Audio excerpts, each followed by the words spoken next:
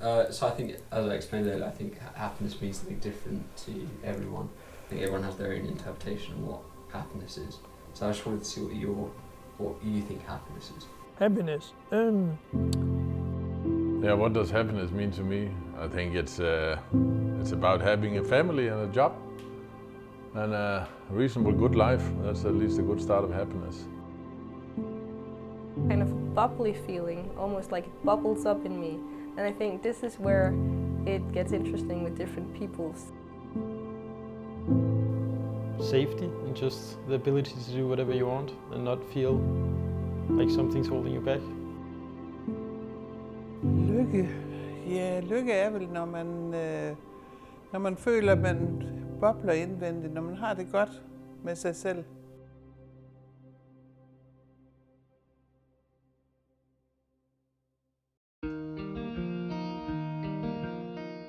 Denmark. Population 5.8 million. Denmark has been stated to be one of the happiest countries in the world. So what is this country's secret to happiness?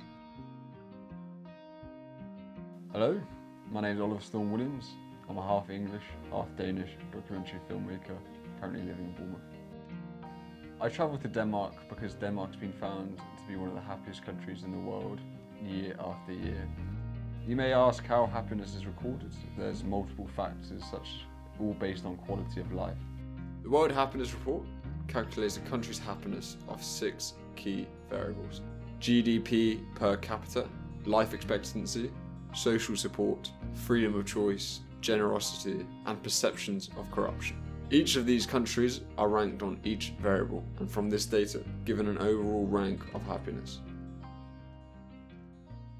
When I went to Denmark, I started off at Copenhagen, going to the Happiness Research Institute, talking to Rebecca Anderson, a research analyst. Wonderful, wonderful Copenhagen. Well, when you look at the data, part of what comes out is that in Denmark, we have a sense that we can control our own life. So this means that I feel like I can do different things. We have created a safety net in Denmark. In the World Happiness Report, we would like a general picture on what contributes to life satisfaction and day-to-day happiness. And for that purpose, I think they're really good. If you want to know how you understand your personal happiness, then they can give some suggestions or perhaps add nuance, but then you should have a different approach. So it depends on what you would like to get out of it, because I think they do a great job at helping us compare different countries around the world and seeing what different cultural elements are in play in regards to happiness, and also to see what different countries have in common. In that sense, I think they're doing a great job, but of course there are weaknesses.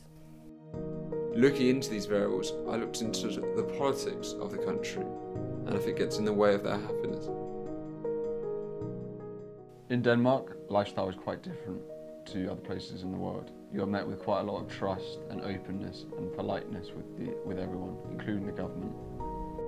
In 2019, Denmark had the highest tax to GDP ratio of 46.3%.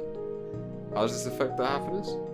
We have a society that works, and because we are able to link those two things. Jeg tror, vi er lidt stolte af det samfund, vi har skabt her i Danmark.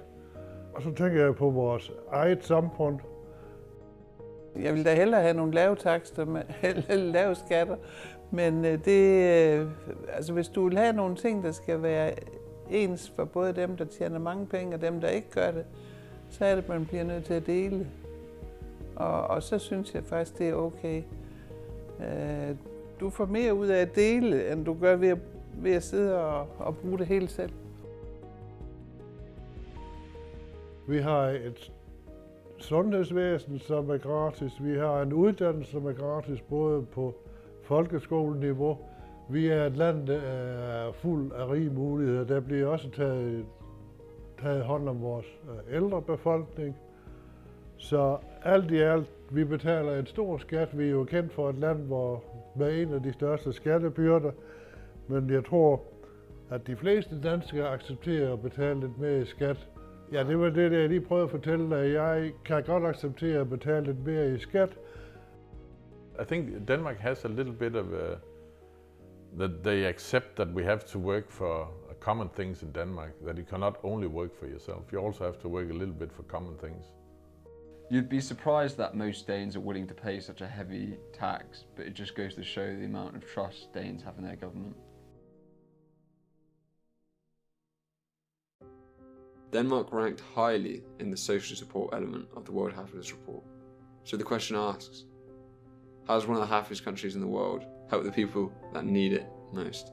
You would imagine that in the happiest country in the world we would also have the lowest suicide rates, but we don't. In fact, we're about mid-level in regard to suicide, which is explained by the fact that if everybody's miserable, so imagine a scenario where everybody's unemployed and everybody's just furious, but they unite around being unemployed and furious. If you are unemployed and furious in Denmark, you're alone, or it's hard to find people to unite with. Even people in one of the happiest countries in the world face difficulties. So I found out how Danes deal with the hardships in life. Whenever I travel or whenever I meet someone just like you, what I'm being met with is, oh, you're from that happy country. Why are you so happy? And if you're not that happy in Denmark, you are being confronted with you're supposed to be. After Copenhagen, I travelled down to Tønder, where I stayed with Henning, and I was met with openness and just pure joy.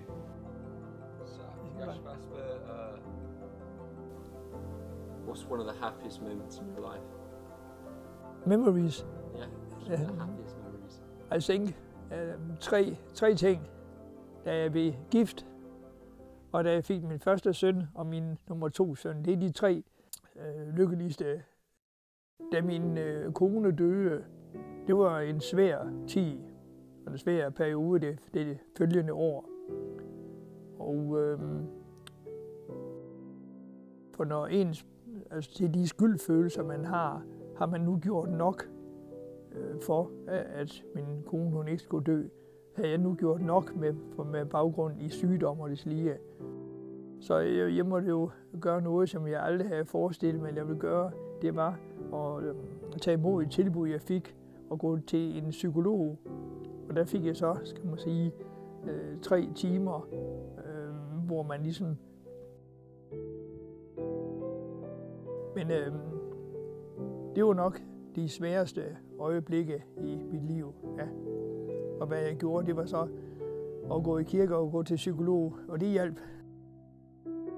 When I talked to Henning, I noticed he was still full of joy and just pure happiness. Even after his wife had died, he still met life with this idea of joy and bringing happiness into the world. Is it nice to have grandchildren, I'm guessing? Yes. It's quite a happy moment, isn't it? Yes.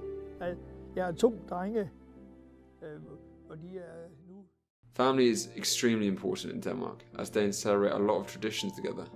I sat down with my mum in Karup, where we talked about many things, and especially how she's been living in the UK for most of her life now, and these ideas of how she still celebrates Danish traditions and carries on hygge.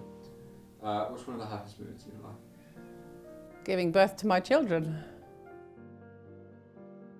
I think for me the 3 most important things that makes me happy is good family life, good friends, good job, good hobbies, and living in the country. That's more than 3, I know. Hygge is something that doesn't really translate to English, but loosely translates to this idea of coziness and warmth. It's spending time with family, friends, or even by yourself, and taking moments outside of your busy life to make it special. For me, hygge is good food, candles on the table, spending it with either family or friends or both, with a glass of red wine or occasionally a beer and a snaps and some sild. Have you grown up with hygge your whole life? Definitely. I think my mum is one of the best at creating hygge. It's one of those cultural phenomena that I think we were not that aware of before other people pointed out to us that maybe it's special. And whether other cultures also hygge but just call it something else. I think hygge is about being comfortable. I think I have definitely had a big influence on just my own little family, including bringing all the Danish traditions in around Christmas and birthdays and Easter. And I think there's no doubt in our home we do it the Danish way. My mum was a key influence in my Danish heritage and my Danish side. She brought me up on these ideas of hygge and Danish traditions, and it's something I'll carry on down as well.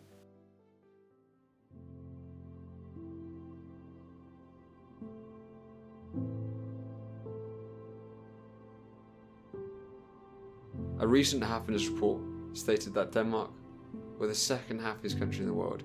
But it is fair to say that Denmark is a country full of happiness and a role model for the rest of the world. I would say Denmark's one of the happiest countries in the world because of its ideas of trust and care and coziness. I think that resonates throughout everyone. I think it's a very safe, very organised country which focuses very much on family life and spending time with not only family but also friends and doing it in a very social way.